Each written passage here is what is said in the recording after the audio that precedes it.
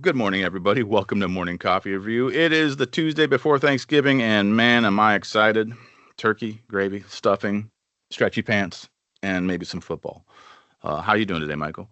Doing good. Excited for Thanksgiving. I'm not doing as much cooking as you are this year, so I wish you the best of luck on your cooking adventures. I'm traveling this year, so going down to Tucson, which isn't like a far travel, but to see some family and the in-laws. So we're excited about that, which means no cooking.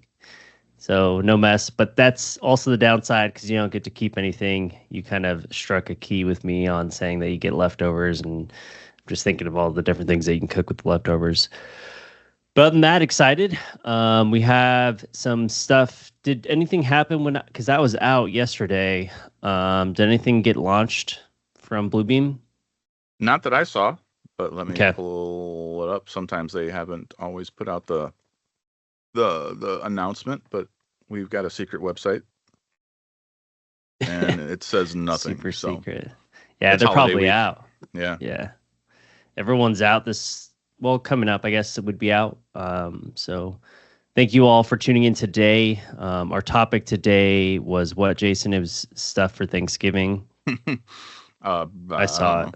Yeah, I read it. Let me Okay, read let me it let me again. let me go let me go check. Today, November 26th, Thanksgiving week workflows. Yep. So this should probably be out of the office reminders. No. um no. We'll figure something out. As always, if there's any questions, throw them in the chat or any curiosities that you have about different workflows, put them in the chat and we'll figure it out. Yeah, we could talk about the apps because some people. We'll start there today because some people have asked. I'll just go through some of the list of things that people have called me for. I'll enjoy the quiet for 2 days. Yeah, I forget because in Canada they have it way early. Wasn't it in October, or September? I think it was October. Yeah. They already had their Thanksgiving, but now we won't have us pesky mainlanders. Mainlanders? No, I Uh, don't think that works for us yeah, it because doesn't work. we're all one land. Yeah, Well, look it. I meant in terms of like geography. yeah, Yeah. but yeah, we won't have the us Americans bugging you up there. But yeah, there's a lot of things that we can cover today, and maybe we'll be a little bouncing around like we normally do, but that's okay. Yeah. Most important factor, let's talk about the apps since everyone's trying to look at next year's budget and some people are trying to kind of curate things down from their tech stack. So, what can you do in comparison to some other tools? And I am going to name these tools um, in terms of what they are. So, like PlanGrid is one, right? And that is something that Autodesk has. How can we downsize, save some cost around that perspective? So people are looking to Bluebeam Cloud for it, for some of the workflows that they can use out in the field, right? Using that as a field tool. Is there other things within Review that can be utilized from that perspective? Um, it comes down to what you can and cannot do. I need to just create a comparison chart, start adding to like, I need to list everything that you can do in studio sessions. So I'm making a note and I will deliver on this. What you can do in sessions, and then what you cannot do currently on the mobile phone and also the web app. So it goes sessions, desktop app, web app, mobile, and then I'm going to have a fourth one because this was a big issue for this firm. Essentially, the ability to not have the access on an Android application because that is the most limited side. So let's start at the desktop application, right? So PlanGrid in its holistic overview of ability to be used as a field tool does have some things up versus what you have from an ability on the mobile devices currently. Unless you're using the old iPad with the $10 application or the free app. I don't even know if that's been announced. I can't say anything about that. I don't want to ride the line on that one. But basically, not saying anything about the iPad app. Moving forward to the now new cloud app, there's limitations. So, what you can do in the field from marking up capturing photos, attaching those photos out in the field. I did say how awesome it was for me to go through and highlight and then transfer those into counts when I went back to my desktop application. There's limitations. So just being aware of what the updates are. And I'm going to go to, where is this? Yeah, and I actually just found that there is an update for Android today. So Android app version 1.8, November 26th. For your Android, you can now access sessions via links, join sessions instantly through shared links or email invitations. Also manage your comments. Long press your comments in studio sessions to edit or delete them, ensuring your communication stays clear and up to date. And they also had an update on the 12th of November. And one on the 29th of October. So 3 updates in less than a month for Android. So they're catching up.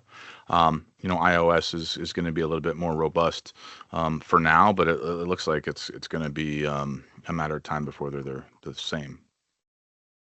Yeah. So being aware of what you can and cannot do on each application on your phone, right? Because the main thing would be I'm going to the field and I want to be able to do some field inspections or verify some design changes. The iPhone app, which is what I'm scrolling through right now, that's why I'm looking straight down. App, well, where is it? Cloud. What you can do on the iPhone app is you can go to sessions and projects. If I go back to my application, click on this PDF. If I hit the plus button, you can do rectangle, cloud, ellipse, vector pen, text, arrow, call out, highlighter, pen, cloud plus, and image. And typically that's enough. If it's not enough for your workflow that you were using something different for, like PlanGrid or what are some other apps? Procore? New Forma? Does Procore have an app on the phone? I would imagine. Doesn't BIM 360 Ops used to have an app, and that's kind of what actually Bluebeam Cloud in its early days looked like, was BIM 360 Ops. We're just talking about your potential new refrigerator having an app, for crying out loud. So why wouldn't so cool. Procore have one?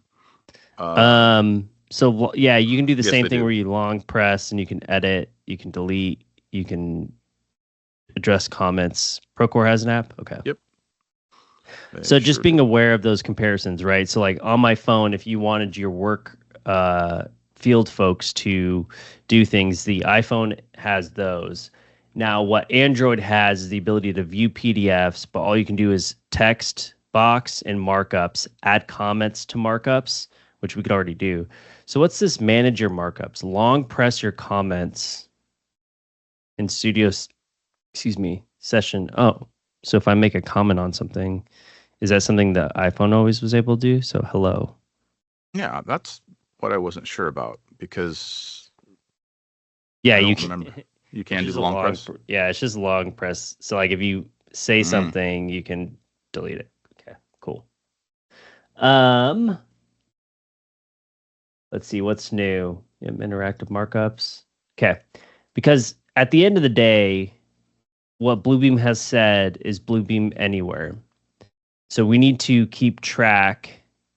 Arrow markup. So yeah, you could do an arrow in the Android. We need to keep track where they are in that timeline and what's been done to the mobile devices and the web-based application. Because if it is truly Bluebeam anywhere, you should be able to do everything, I would hope, from the desktop application, right? Yeah, I mean, it makes sense to me. That's the goal. It's going to be anywhere. So I'll create a list on what you can do in sessions natively in the desktop application that we'll look over when we come back from the break. And it may be a little bit further down the road. Got some stuff going on. Very busy. But basically what we'll go through and do is then compare that so that you can all have that as well. We'll send it out after one of the MCRs and put it in the LinkedIn MCR channel. Yeah, I'm actually a quick Googleizer, Procore versus Bluebeam. There's some content out there, but it's looks like it's not up to date, and I don't like the way this is organized. We're talking about like the check mark grid thing that Bluebeam shows on their website on the pricing page. You know. Oh, okay, yeah.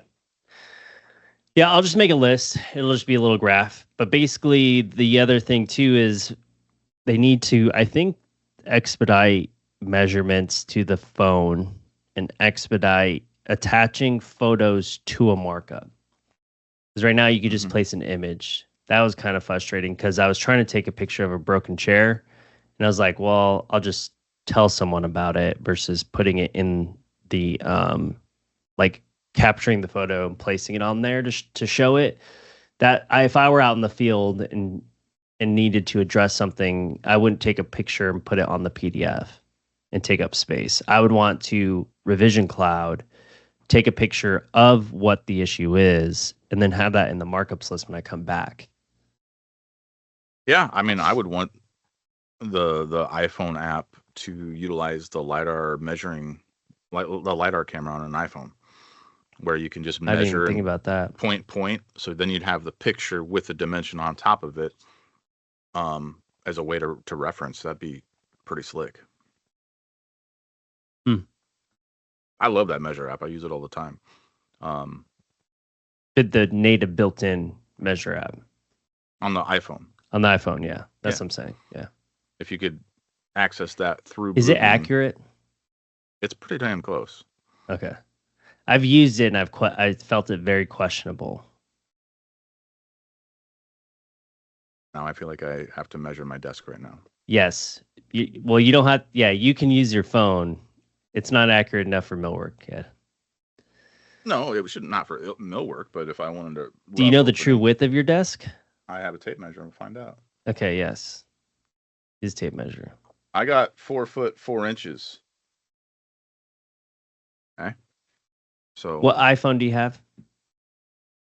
this one, 15. Okay. Just checking. Right, 16 is the newest one, and then I got a 15. So 4 foot 4 inches should be 52 inches. I got 51 3/4. So 1/4 inch. That's not bad. Now I could have been a little more careful with my lidar thing, but I'll take a 1/4 inch over 4 Yeah, feet. 1/4 inch isn't that bad. You just have to be aware of what you're measuring and what distance you need. If I'm a framer, that's fine. Right? Okay.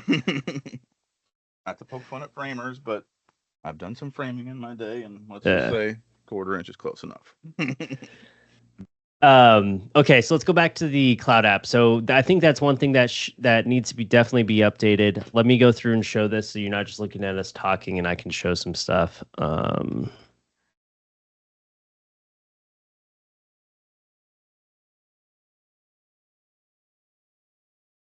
I don't even think they have the attached to markup either in the cloud app. Yeah, I don't think so. Oh, it's already sharing. It's like I clicked share. It didn't let me pick the screen. It just shared the screen. Okay. So, there is no like attach to. I can save to tool chest, rename, no.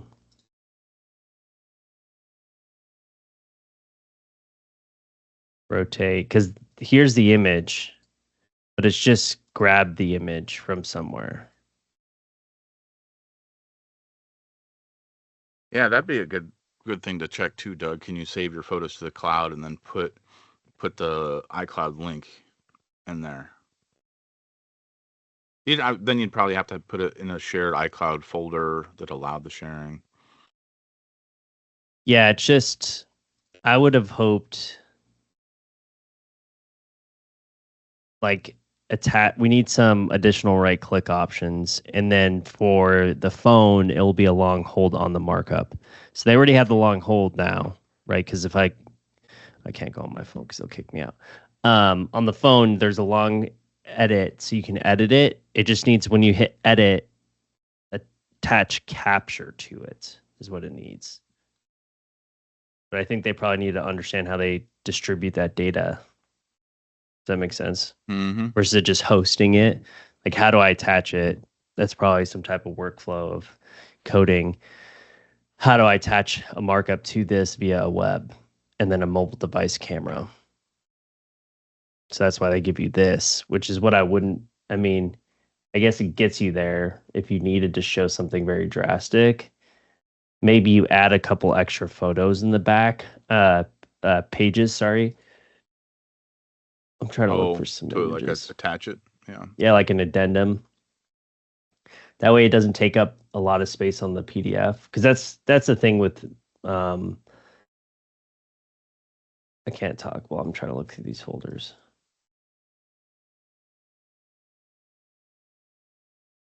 Oh, just add. Yeah. Attachments at the back to link to it, and then it'd be cool if there was a hyperlink sort of thing. Yeah, because this is what you can do, right? Well, that's as far as I can zoom. So let's get you scaled up. Like if I were to attach a photo, that takes up space. I guess if you don't need this space over here, right? Great. But Can because yeah, you can't edit. You can't put a symbol and have it make a link, to jump to that action like you could in Review, the desktop product. yeah, like if I were to come down here and grab like this polygon, I can ungroup text, line, start, and fill color. They're giving you a lot. These are starting to build out. Mm-hmm. Yeah. Wow. So that's good. You can download. I think they need to fix the connectivity thing for sessions too. I don't think they'll ever be able to do that for projects because the check-in, check-out basis, right? I don't know how they're going to monitor that. But for this, Oh, the working offline part. yeah, because that's something definitely for those folks that are out in the field, may not have internet connection. So what happens if you're truly looking to replace? So, anyways, back to the main thesis of this was be aware if you are going through and using and looking to replace some for year-end budgets, be sure to check the updates, especially on the cloud website. So what are these updates and what have they been doing with them? I'll just copy this link here because that's all I did. I just checked this. This is what Jason and I were both checking. You can just look up here if you're looking at the cloud releases, and you can click what you're looking for specifically. And I clicked Android, and it dropped me all the way down to here. I don't know why it's not clicking there now, but it tells you what they've done to it. Yep. That would be cool if they just had a sheet that says where we're going, like where we're going, so we all know. Like a roadmap. Yes. Because Autodesk does roadmaps. Oh, do they? And there might be something on the Bluebeam community page on like, hey, what's coming? But yeah, I think, going back to what you mentioned, we've had a lot of conversations the past week or two about end of year spend, IT departments and other companies with budgets like, I got money left in the piggy bank. I need it emptied by January, or the big boss man's not going to refill my piggy bank with the same level as it was before. So, or we're looking to make those cuts so January's budget or 2025's budget's in a different place. Now's the time, especially most things are slowing down between the holidays. We're seeing a lot more of these comparisons between, do I really need Adobe and Bluebeam? Do I really need Procore and whatever? Do I really need peanut butter and jelly? These types of things that, they add up. Use peanut butter and fluff. Yeah. Or peanut butter and honey. I'll get down with that. But there's alignment, I think, between a lot of the AEC industry and like, we've got too much crap. We've been hoarding stuff and we don't need it anymore, and everything's subscription based. So like, how do we manage our costs? Or we've got things where like, that was something that happened as well, right? That's not subscription based. ArchiCAD switched to subscription based from Did Perpetual. They really? Yep. When was that? I don't know. I was talking with a client that went from ArchiCAD, that's going from ArchiCAD to Revit. because of that switch. They stayed with ArchiCAD because it was, um, Oh, there's an ArchiCAD Collaborate now. yeah, because ArchiCAD was perpetual, still Mhm. had been perpetual. It was kind of like Bluebeam where you could like pay for updates. Yeah. Um, Starting from Thanks, Henry. starting Have a good from one. $200 plus tax per month with annual billing. Oh, 200 a month. Yeah. Let's do some math. Wow. 200. Um, So they went from yeah. perpetual, that's what I was saying, to subscription. 200 months, so 200 times 12, $2,400. It's catching Mm-hmm. up. It's catching up. That is up. If you were just to buy the base Revit, I would assume it's probably, let's do Autodesk. I want to say it's like 2780. That sounds familiar, but yeah, that's funny. I'm gonna have to go bug my neighbor about it because he was like, he's an ArchiCAD user because he's not gonna deal with any subscription stuff. Well, I You got them there. Yeah, mean, so Revit base is yeah, so 500 more. 500 a year, but I mean, you're gonna burn that up trying to. I mean, ArchiCAD just doesn't come up that often. Why not use the industry standard and not have to deal with any sort of compatibility issues? Yeah. See, you already knew it, Jason. It's all about that collaboration, right? Yep, that's where Software everything's not headed. talking. Yeah, software Yeah, not talking. and I mean, it makes sense. And Michael and I are not salesmen. We don't really. I mean, we do care where you get your software, but the ROI, as Doug mentioned, is huge. And you know, we talked with folks who are like, yeah, I don't, I'd rather spend $40 on not upgrading the RAM on my computer. Like, that $40 is going to come bite you in the butt for the next 3 years because you went cheap on it. You know, the ROI is more important than ever, and I think not as many folks are paying attention to that. Yeah, but yeah, you're right, Alex. Switching drafting software is a big lift. I think I mentioned this a week or two ago about the time of transition is now again. Like when people went from AutoCAD to Revit, or when people went from line development desktop to Civil 3D, or people going from AutoCAD to Bentley or Bentley to AutoCAD. Like that is a pretty big lift. It's not going to be done overnight because yeah, you need to start over with your standards. If you're not moving to or if you're not focused on DOT work or jurisdictional work where they provide templates for you, you are It doing more than just installing software. I don't disagree. And it does seem like a daunting task for a lot of folks. But there's ways to do it expedited or a slow transition rollover. And it just comes down to partnering with the right team to get that implemented, right? So it does seem like a daunting task, but for some folks, yeah, if you want to stay leading in your industry and you're struggling to understand that transition, feel free to reach out to us because we can help you on any end and any front, like using AutoCAD versus Civil 3D, right? Um, Mm-hmm. so there are ways that we can help get you there because that was some of the trepidation was like, well, how quickly can we get there? And I would probably say, hey, probably no quicker than like 2 months, right? Because that would be training. Mm-hmm. Also, we would do your template creation for you, so you don't have to spend the time to do that. You would be practicing, and then within that 2 months, you would be kind of more efficient in that workflow, but then using us also to assist you with any questionings, right? So you're all probably used to having somebody in your office champion a solution, and that's your go-to person to ask questions, right? We would be your go-to person to ask questions in that transition period while assisting you on some design help, right? So there's ways to get you there quick. It's just strategic mission on how you would be able to do it. And that's the hard part is like every firm has ongoing projects too. So like, how do I wrap this up and then move over? If you're starting from scratch, that's one thing, but there's not a whole lot of that these days. Mm-hmm. Um, so it always becomes a balance and that discipline. You need the hall monitor to get in there and say, nope, you don't get your comfort zone anymore. You're going to have to go over here now. But yeah, rip the Band-Aid off, just get it over with. And if you want to know the pros and cons and what to look out for, reach out. We can help you. Well, I would assume so. I mean, let's talk back at this though. So, if a company goes from perpetual to subscription, if that cost isn't that far apart, you got to wonder because their main clientele base was staying because they didn't have this per Yeah. year, but now they're having this per year. Yeah, you're talking $500 difference. So that's probably what, 3 hours of architect billable time. Yep.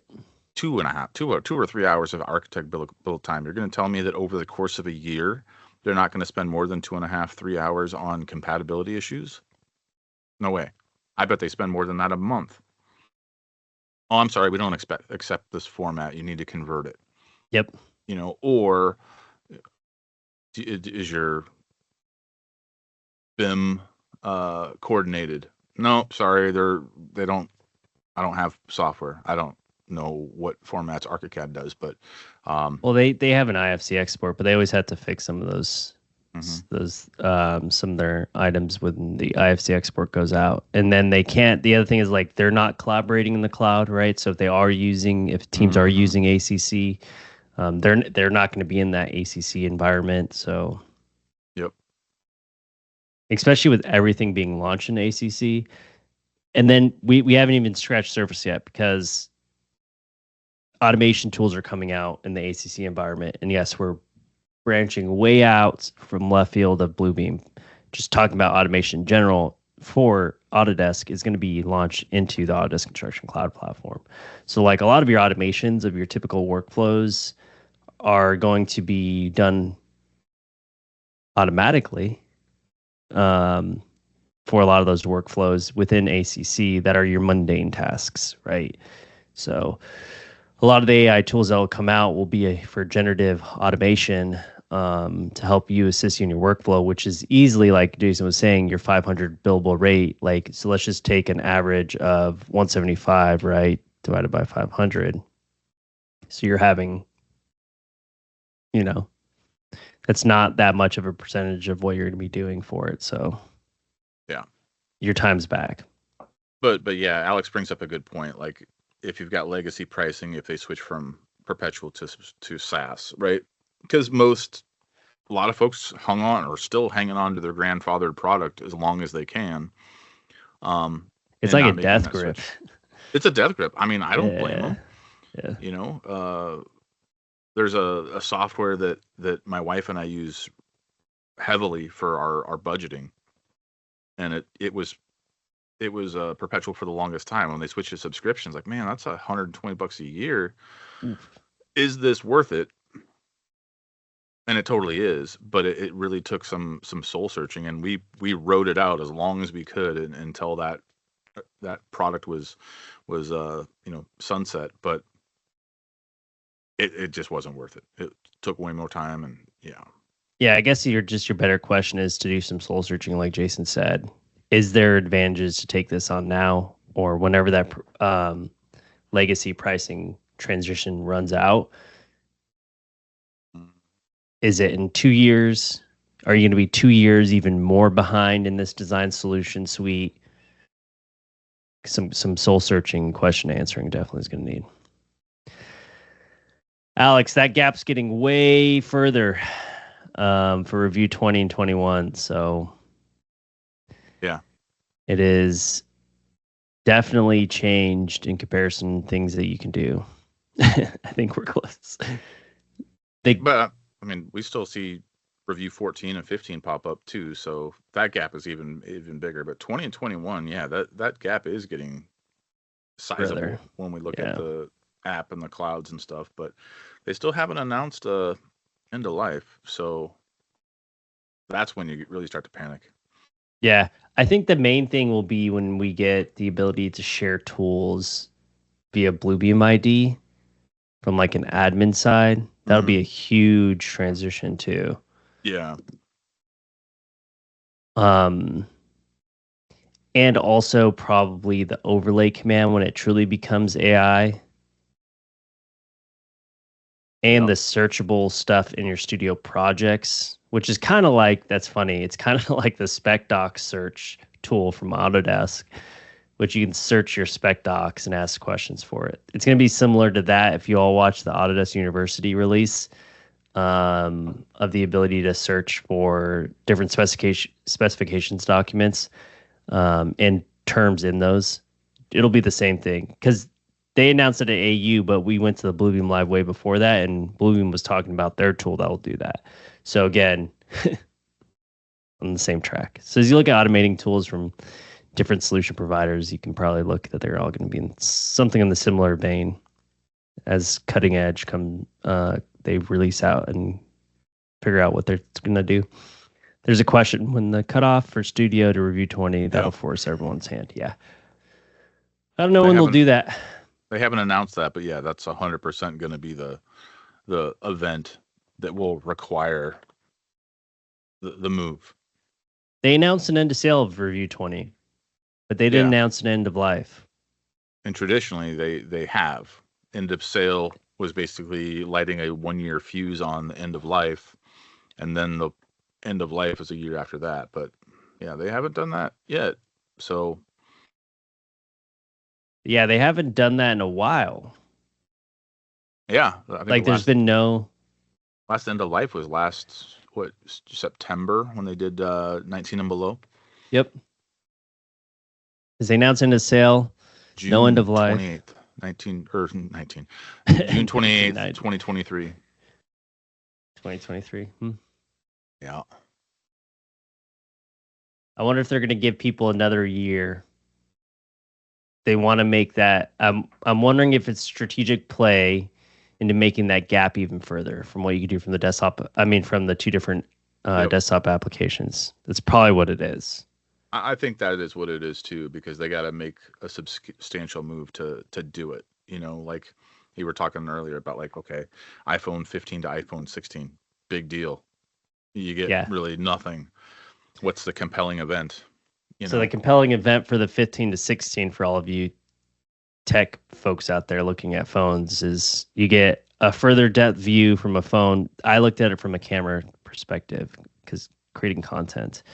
You can get like a higher focal zoom, and then you could do, I think it's 128 frames per second or 44 frames per second in 4K.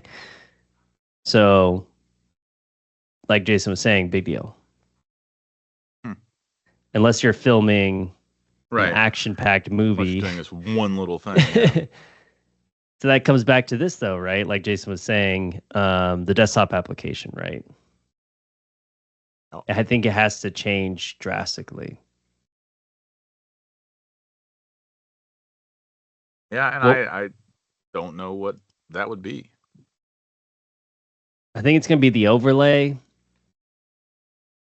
from Bluebeam Live, the ability to search in docs. I don't know. It actually just depends on all of you. What would it take you think, to switch over? Them just cutting it off, or is it just more of you want to see updates? Yeah, I don't know. I mean, there's got to be some sort of revolutionary new feature or function to come out. Like, oh man, I cannot live without that. I wonder if they have any. Let me search over here if there's like a comparison chart. And I've been looking at, I just pulled up the Bluebeam community and seeing what the recent ideas are, and just to see, like, what do people want? You know, there's like a merged layers, support for the ARM-based Windows machines. That makes sense. Importing bookmarks, page extractions, AI image recognition, PDF scanner that exports to Excel. Okay. When you Google the difference between Review 20 and 21, my video comes up. Nice. From Bing.com videos. Cool, thank you.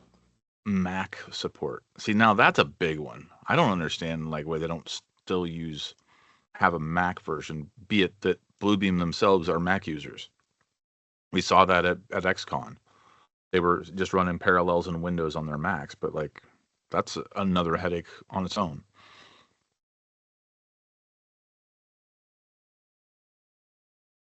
Yeah, like these things out here are just comparison charts, but they're just saying the plan comparison. Mine was actually showing what you could do with those. Hmm. But there's no review 20 to 21 difference. I guess what's review 21 updates? Because that's what all I'd want to look at. Release notes. Because review 21 release notes are going to be way different than release 20 notes, right? Quite possibly. Like their July of 2024 was the last update, and 2023 was the last fix. Okay. So 2023 of November? November.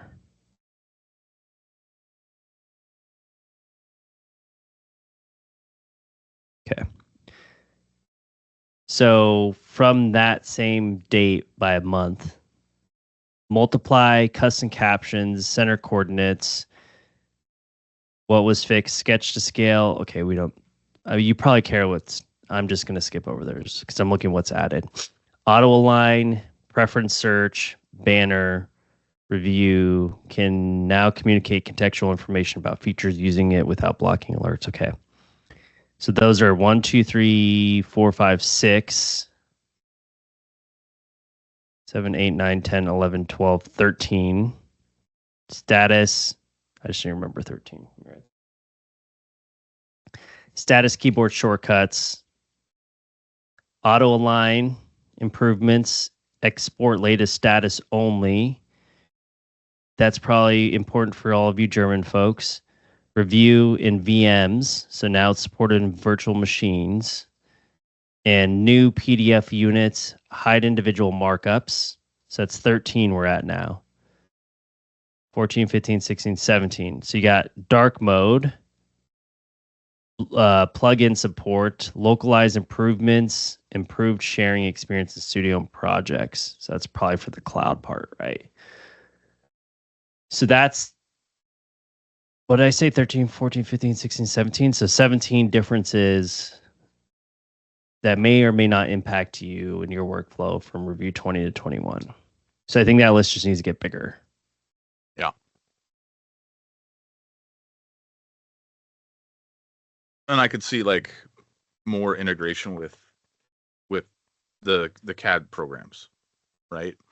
I know there's utilities out there that can bring in Bluebeam markups to CAD, but to have that geolocation, like there's so many things that I wouldn't say low hanging fruit because I don't know how to program them, but like a couple game changers that they could throw in there. It's like, that's it, gotta have it. Yeah. I think once this is complete, basically saying hey, you can mark up just like you can in review anywhere, I think will be the biggest game changer. Mm-hmm. Because then people will be able to. I don't think there isn't anyone or any discipline that doesn't have someone that does one field visit. No, Right? Can you think of anyone? it's a constant process. Yeah. At least from the architectural team, someone has to do a site visit. Structural team, MEP, do they have to go? Oh, I'm sure they do. MEP probably does more. Maybe. Okay. Um, and then you have your manufacturing side from all those disciplines, right? So Mm-hmm. I already know Jason's team goes. That's why I didn't say anything about civil. So no one But tagged me on that one.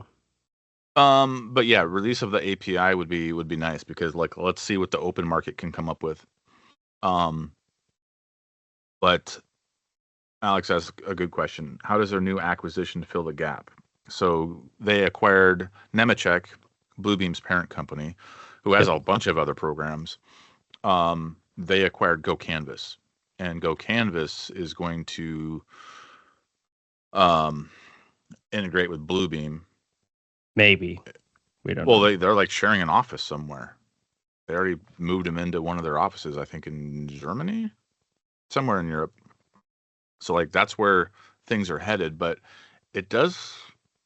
I'm not sure where that gap is, Alex. That's a really interesting point because it's for field data collection, right? I need to collect statuses. I need to collect photos. I It's need to collect certain things, but it's anything you would do on the way it's marketed is anything you do typically handwritten yeah, can be made into a form. yeah, That's it what it makes that is. report right. Report writing, yeah. Yeah. Hmm. That's where that tool is. What I was saying earlier, Jason was saying physically people are collaborating in person. I don't know what they're going to do to this cloud app for integration with that tool, or if there will ever be an integration between GoCanvas and Bluebeam Cloud. I don't know. That's what we'd all like to see. But when we do demo and show Bluebeam GoCanvas, that is a separate cost that you can purchase um, for GoCanvas. It's not integrated into your subscription of Bluebeam. Right.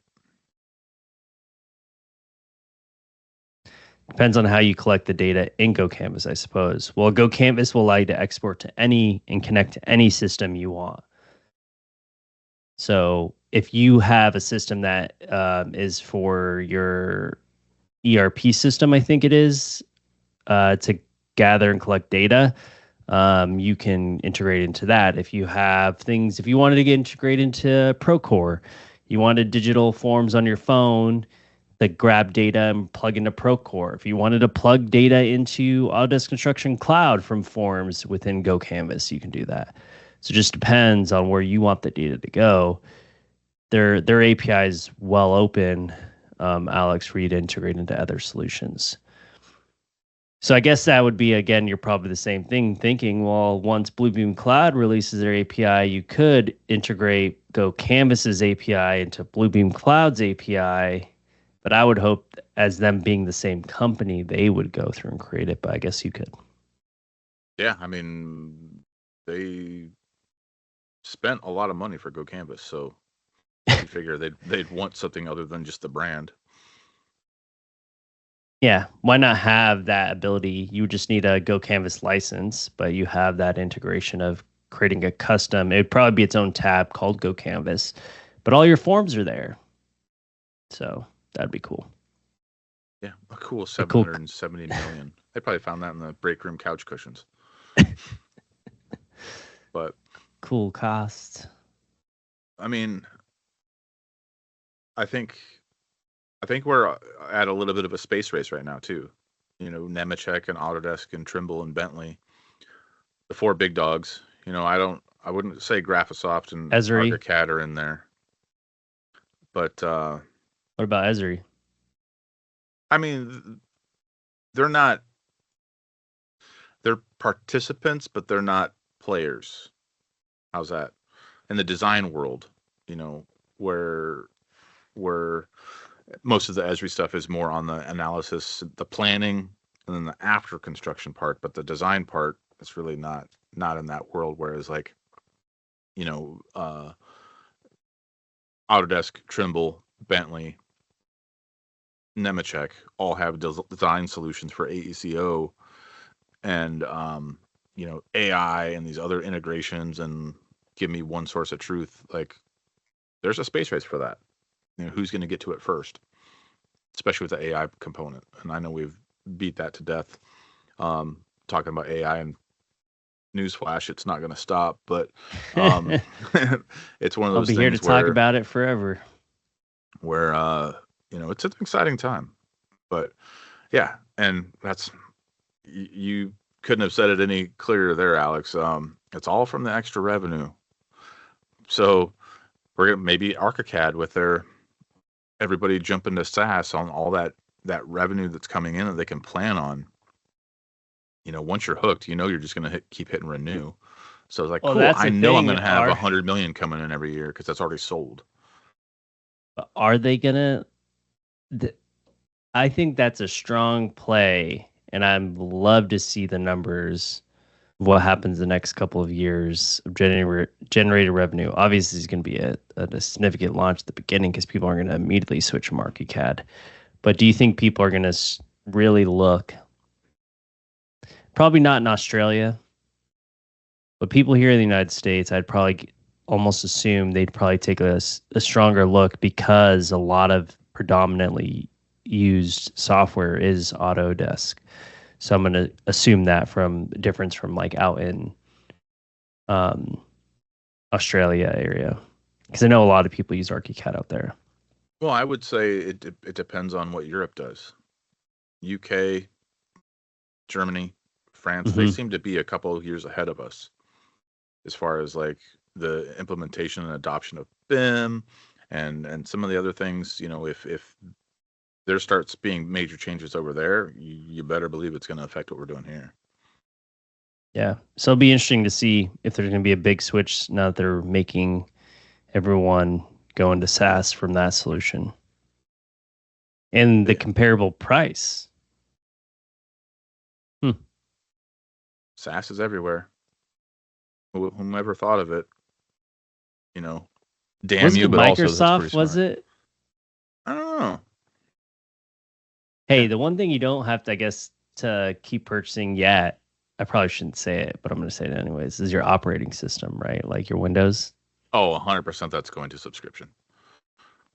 In order to get updates to your Win. I mean, that's as guaranteed as Minnesota snow. Hasn't happened yet, but at some point we're all going to have to start paying just to have Windows operating system. Yeah, or you're going to have to pay not to have ads everywhere, or you're going to have to, insert a quarter to send an Seems email. unlikely. Thanks, Alex, because that's concerning. But I guess some people have to pay to get to Windows 11, right? Well, yeah, like I had a computer that it was on Windows 7, Windows 8, whatever. And it's like, yeah, you can't you can't update anymore. You have to buy a new computer. Because the hardware's not supported. Like, okay, well now I got to buy a whole new computer, which does have new Windows built into it. Yeah. That's the other thing. A lot of people used ArchiCAD too because it was compatible with Mac. Yeah. Where a lot of design software solutions aren't comparable to Mac. Which doesn't make sense because the Mac is very powerful. It can do lots of things, and it's I've been really looking at it for content editing. But the thing is you're so boxed in with Macs. Like, I don't know if I'll do it ever. I'll do it for my phone, iPads, for that collaboration, but I don't know. Being able to just pull up my phone from my MacBook and be able to check work emails or whatever I need to, and dude, it's once you go full in, it's over for you. Can you immediately get your iCloud full photos without having it push to the iCloud? Yeah, that would be a game changer. Within seconds. Well, no, I'm saying if I record something on my phone, a 4K video. Yeah, it'll be on your Mac before you even think about it. Usually, it doesn't have to go through because it takes a little bit for me to push to the iCloud. You think it would be automatically on my phone? I buy and install a lot of stuff online. So if I go in the garage, take photos with my phone, and then by the time I get back up to the living room to check my MacBook, the photos are there. But it's not syncing to iCloud. It's just automatically from your phone. It's syncing to iCloud first. Oh, okay. So it would be the same issue I have right now anyways. Then. But yeah, like yesterday, it took me about 2 hours to get a 40-minute 4K video into iCloud. That seems like it's like a big file. It is. It's like 50 gigabytes. Goodness. 50 gigabytes.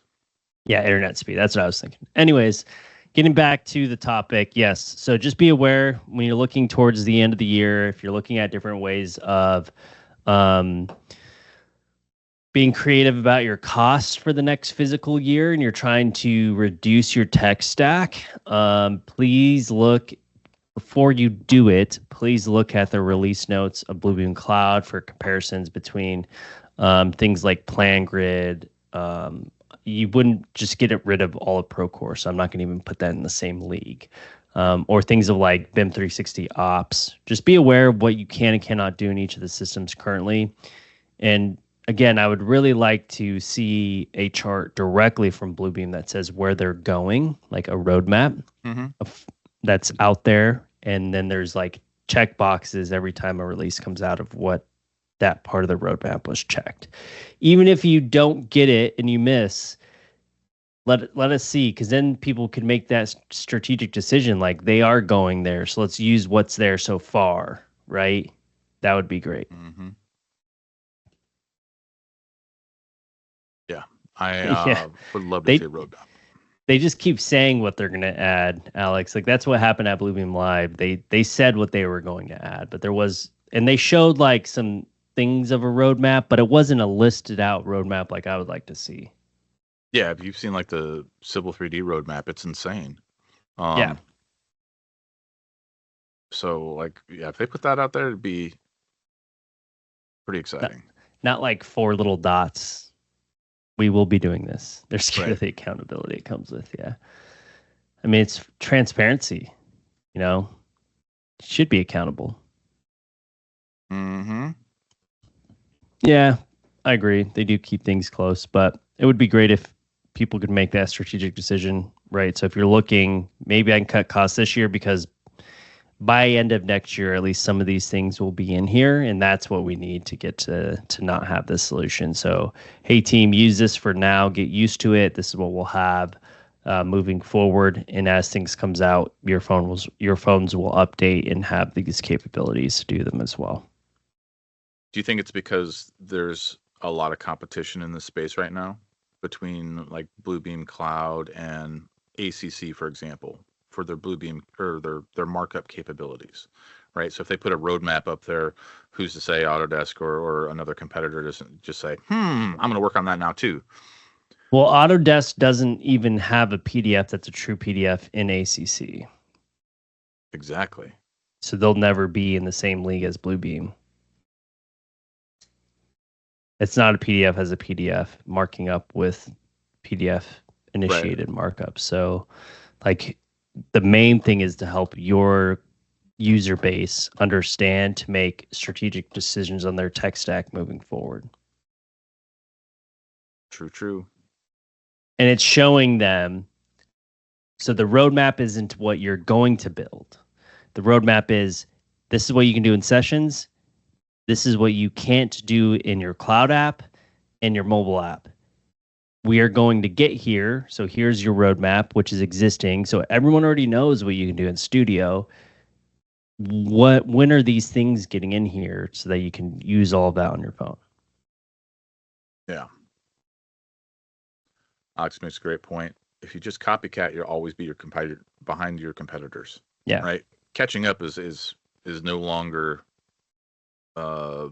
recommended because by the time you catch up, they're going to be ahead of you again, and you'll get in that circle of never innovating.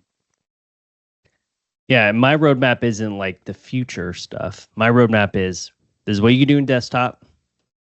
When are we getting that on the phone? Yeah, because like and everything in between. Bluebeam's got what let's say 1,000 employees. Like, what's Bob working on over there? You know, there's got to be folks who are working on certain things, and you know, just let me see their timesheets. Maybe that'll tell us. Yeah. Let me see what you're going to do from this point to this point, because that's what I want to know. Like what's going into there. So yeah. It's an exciting time. I know we say that a lot, but it truly is. I'm very curious on. I thought you were gonna do a good segue into I'm very thankful, because it is that segue I guess we could do since we're coming up towards the end. Are you gonna say Certainly. No, I lost it now. You're on it now. I thought Jason was going to go into the realm of saying thankful for the innovation that's happening in our industry. I know it's painful, especially with a lot of these changes, but it's extremely exciting and thankful for innovation and technology. And it's happening at a more rapid pace, which I'm used to, but some folks may not be used to. So excited about that. I'm thankful for every single one of you that tunes in every single week or even new to this channel. So I truly appreciate and thank you all for that. I'm thankful for Jason for always joining me in on this adventure, even during my earlier mornings when I'm not yet awake. So appreciate you, and I'm thankful for you. And I'm thankful for ATG for empowering us to create a very transparent channel for all of you that joining us every single week. What do you think before Jason? Your list was bigger than I had queued up, but you're absolutely right. Thankful for all of you that keep supporting our nonsense. And, after 3.5 years of doing this every single Tuesday morning, thankful that we haven't run out of things to talk about. So thanks for innovation and all that stuff. And I'm thankful that I don't work at some place where my life will never get more exciting, where there's nothing else going on. Been there, done it all. Just going to write it out. That's not fun for me. Certainly thankful for ATG for always giving us stuff to do and talk about and explore and supporting our explorations. It's pretty fun, for sure. We appreciate what we get to do here. And even most of our days don't involve Bluebeam for more than a couple hours a week. So all the other stuff that we got working on is really fun too. And fun is fun. I like having fun. Fun is fun. I love having fun. It's my favorite thing to do, actually. Yeah. And on that note, again, appreciate every single one of you that continuously joins in or watches it on YouTube. So always feel free to comment and like and ask questions if you're on the YouTube. But I think we can wrap that up. This is Pie Week. Make sure everyone wears stretchy pants on Thursday. What other suggestions you got, Jason? Yeah, make sure you're pulling the temperature on your turkey. Don't undercook a turkey, because that's the worst. You don't want anybody getting sick. But also, you might not get visitors next year, so there's that too. So be safe out there. If you're, be safe, have fun, be thankful, and we'll see you next Tuesday. See you all next Tuesday. Hey there, thanks for tuning in. If you like this video, make sure to subscribe and check out some of the other content on our channel.